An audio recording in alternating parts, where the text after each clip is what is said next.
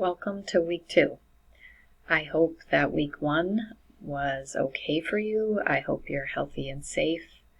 I hope that all is well and things are making sense.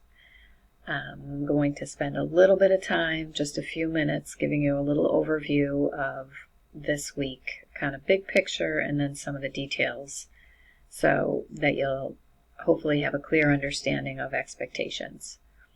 So, what do I mean by this whole idea of mirrors, windows, and doors?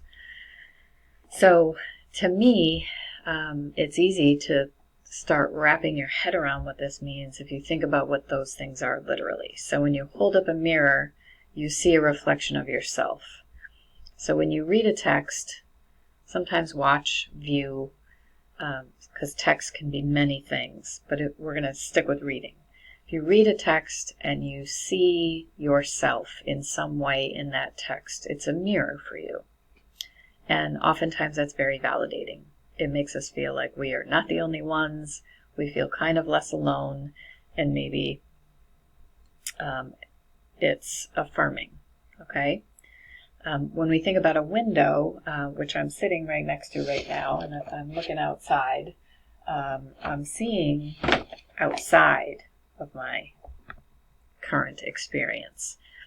And in a text, when you see something that isn't familiar to you, it can broaden your understanding of others and the world, of culture, of things that you have not experienced or felt in your own life.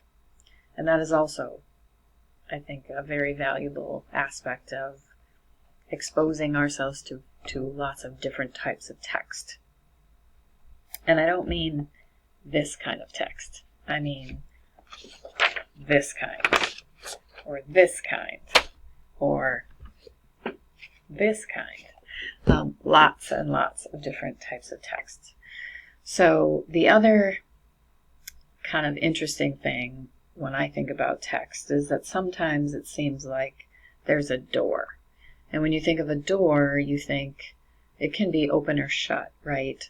And so if the door is open, then the text is accessible to us. We can walk through, enter the world of the text, and inhabit it for a little while. And when you can open a door in a text and you're kind of living within the world the writer creates, it's an incredible experience for a lot of us, I guess I would say. Maybe not everyone, but I think it's kind of miraculous, really, when you can think about just the act of being able to translate these written symbols on a page, and you can be transported somewhere.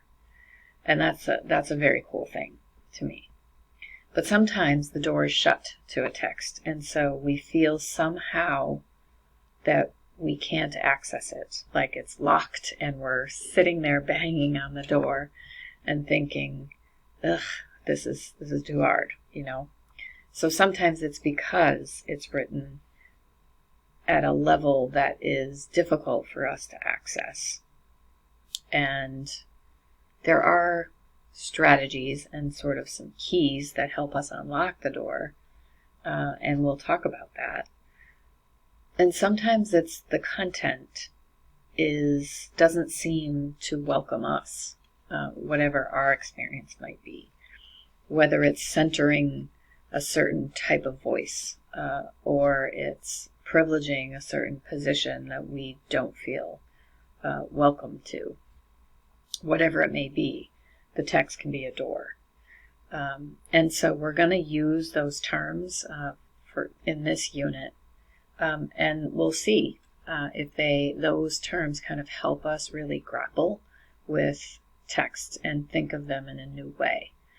And so getting to more practical matters, you're going to, this week, I'm going to give you a text to read. It'll be unlocked. You should know that by the fact that you're listening and watching me right now. And so after you watch this video, you can go to that text and you're going to read it, and you're going to read it through that lens of, is there a place in this text where it's a mirror for me? And if you see that, I want you to notice it, to note it, to label it, is there a place in the text where it's a window, where I'm seeing into someone else's world or experience? Or is there a place in the text where there are doors that are either inviting me in or shutting me out? And so I think that will be more clear or clear when you open up the text and you start to read it. So that is one thing. And when you read it, I'm asking you for the discussion post to pull out pieces of the text and put it in the discussion and explain how it is a mirror for you, or a window or a door. All right, so that's your initial discussion post. And I'm going to pull up the course. This is toward the end of the course outline. These are your due dates. So we're past week 1 and we're into week 2. So maybe you're here right now. If so, happy Saturday. So your initial post is due on Monday the 31st before midnight. All right. And then you're going to,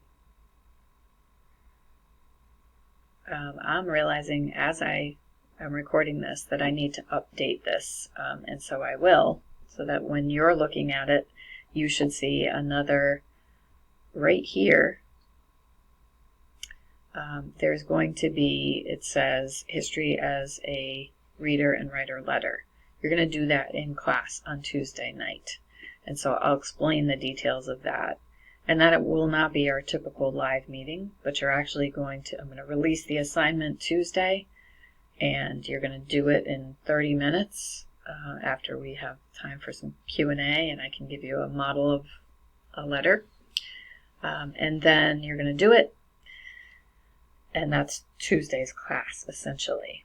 And then Wednesday night, you would be reading through these posts from your peers and responding to 2 of them. And you will see in your content that there is a link to Your Story, Our Story, which is a website, and this is very, very cool. It's I'm going to try to pull it up right now. It's through the Tenement Museum in New York City, and we're going to be working with this a little bit over the next week or so. And the whole idea here is that each of us has a story, obviously, many stories. And this project is about people sharing objects that tell part of their story. So you can see here, objects help us remember and tell our stories. In museums, objects illustrate the past and help us imagine the experiences of those who went before. So it kind of ties back to the idea of mirrors and windows, right? Families, too, often save special mementos that remind us of our family stories. With Your Story, Our Story, the Tenement Museum invites people across the country to share those stories in our online digital storytelling exhibit. So I'm going to ask you to do some exploring, and the links will be there for you, and we'll have some discussion about that Thursday in our class. So I'll give you more details about this and about what you're going to do with it. And I think it will be an interesting way for us to get to know one another and to kind of start to build our own really kind of understanding of what it even means to kind of share a piece of our story in this type of way. It's a little bit different. So this is all kind of it's all part of this idea of Unit 1, where we're looking at kind of personal writing, whether it's personal narrative, personal essay, or some kind of multimodal expression of a personal story. And I think this is the perfect way to really build our community. So I'm looking forward to it. If you have general questions, post them in the discussion board, the general questions section.